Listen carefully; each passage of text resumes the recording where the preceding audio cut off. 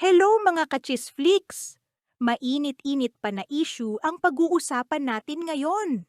Viral na naman ngayon sa social media ang love matching show na Pusuan or Laruan ni Marion Honor dahil na naman sa isang contestant nito.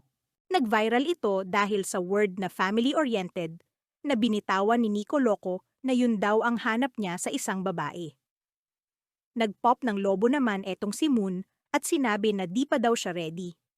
Inakala niya na ang ibig sabihin ng family-oriented ay ang pagsisimula na or gusto na magkapamilya.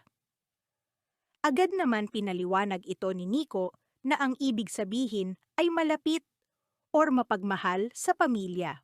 Agad naman itong napansin ng mga netizen at naipost na nga ang pagkakamali ni Moon. At sa post na yon ay nag-comment mismo si Moon at ipinaliwanag ang nangyari.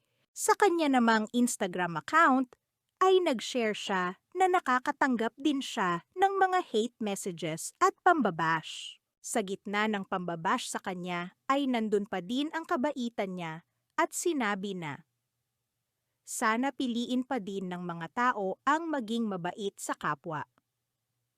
Ano sa tingin nyo mga kachisflix?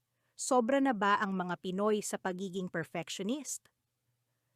Comment sa baba ang iyong opinyon. Subscribe para sa mga susunod na ulat at chismis. Chisflix sana!